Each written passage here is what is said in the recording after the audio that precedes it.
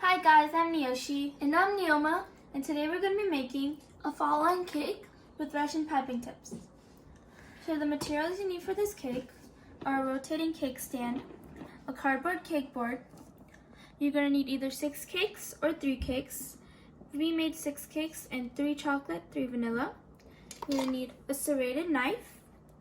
You're going to need Russian piping tips and piping bags. You're going to need gold luster dust, which is basically edible gold. You're going to need an offset spatula. You're going to need a strawberry puree.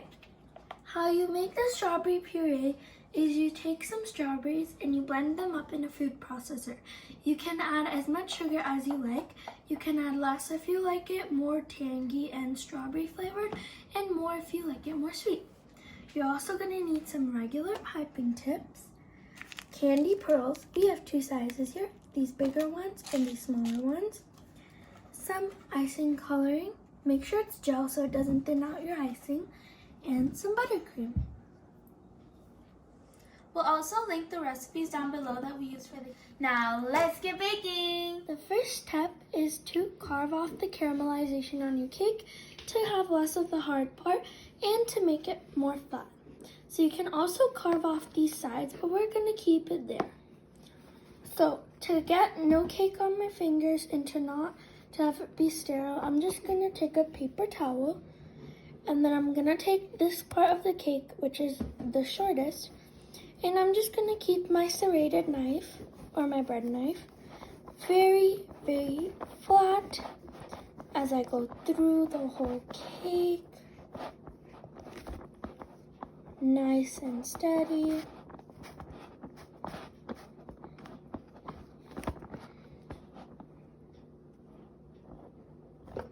And I'm just gonna remove my paper towel, put my knife in. And as you can see here, I left a little bit there. So I'm just gonna clean that up by again taking my serrated knife. And if you have the same problem as me and your cake is moving around, just try and find another angle where your cake will stay still.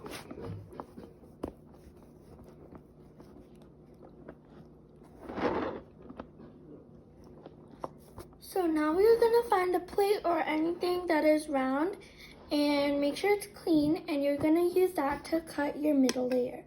So I'm just going to take my knife and run it along this plate.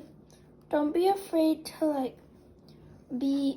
have your knife touching your plate, because that just means that your lines will be even smoother and more even. Keep going around, just getting it all there. And there we go. I'm gonna set my knife aside, move the plate, and now I can remove these layers. And if you were wondering what to do with all of this extra cake, what you can do is go check out our cake pop video and use this extra cake to make some cake pops. Do this with your 2 middle layers only. So now that we filled our piping bag with buttercream, we're just gonna pipe a little dot to make our cake stay in place while we're decorating it. So we're gonna take our bottom layer of cake, which is, so now that we have our dot, I'm just gonna take our offset spatula and swish it there. And now we're gonna put the bottom layer of the cake on. So I'm just gonna take the bottom layer and place it right on top over here. So as you can see, the cake is not moving because the buttercream has kind of glued it to the cake board. Now we're gonna take our buttercream and we're kind of gonna frost like a ring around our cake.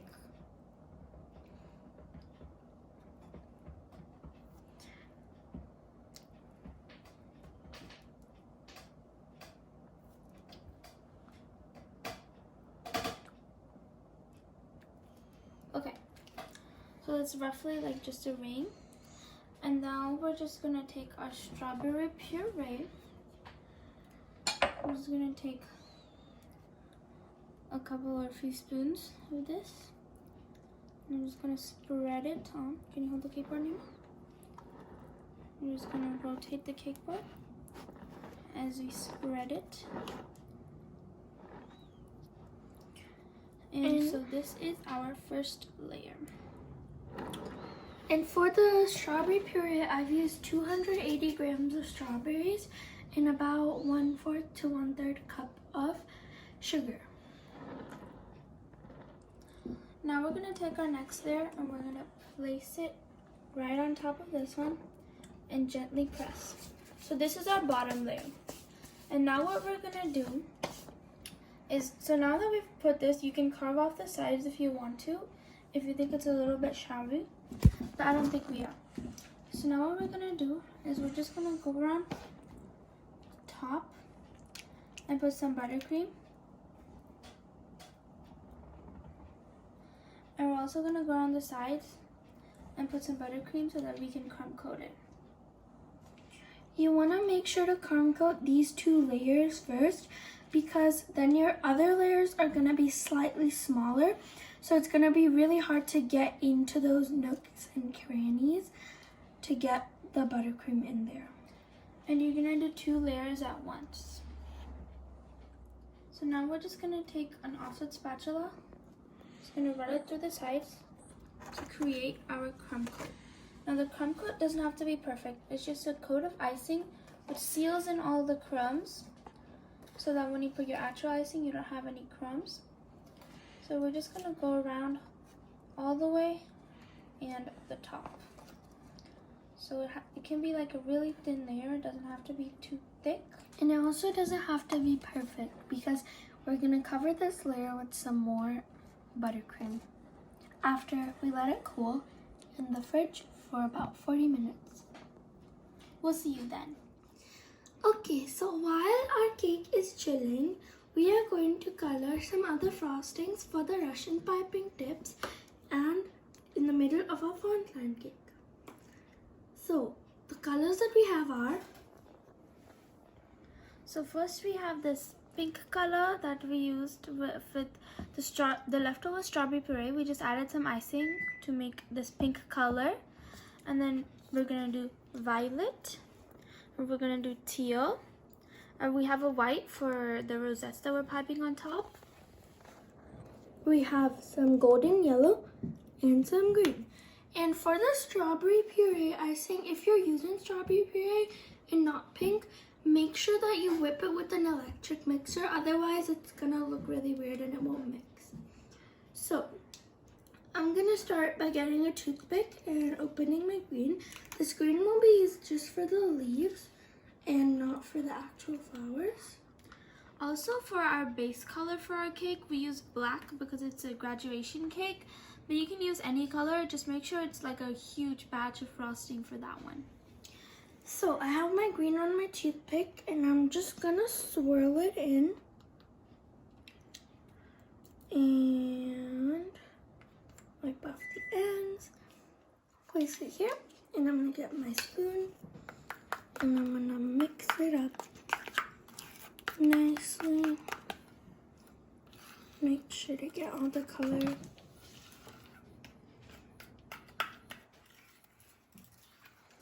Make sure that all your color is incorporated and there are no little spots of color or little big blobs of color.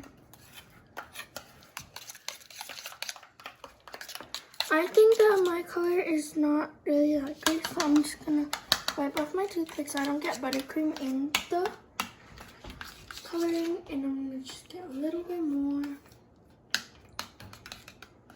And you're gonna use your toothpick to swirl it around first so you don't waste any coloring. Because a lot of times if you just use your toothpick and just place this much in there, then you'll waste a lot of color on your toothpick. So you just keep mixing. Also, gel food coloring is better any time of day because it just goes in better, and it's not gonna make you use too much to get your end result. Not gonna thin out your frosting, because a lot of other food colorings, they have they're really liquidy and they can make your frosting thin, so when you pipe it, it'll droop and it won't look as good. You should use water-based and like liquidy ones in other places, like if you're coloring some type of liquidy food, or if you're coloring something that's going to be baked. Now I'm done with my purple here. I'm gonna move on to the teal. Same thing. So now we have just cut our piping bag and put the Russian piping tip in. But this is just a hack. You just put it in a cup and put the edges around the cup, and then put your hand inside. You can see the tip.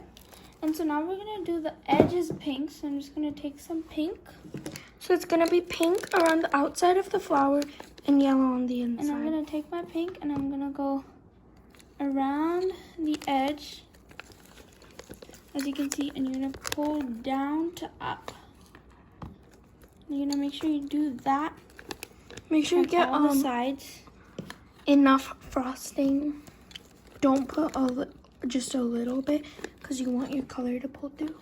Yeah. So we are just gonna lather that pink on there. As you can see, there's this one side. It's a little bit, has a little less. It's a little weird. transparent. Yeah, just make sure you can't see through it. And this looks more like orange on camera, but it's really like a really nice light pink. So. Now we're gonna just take our yellow and we're just gonna put it in. We're not gonna touch the sides or anything. Just drop it in. Now we're gonna take our piping bag and press.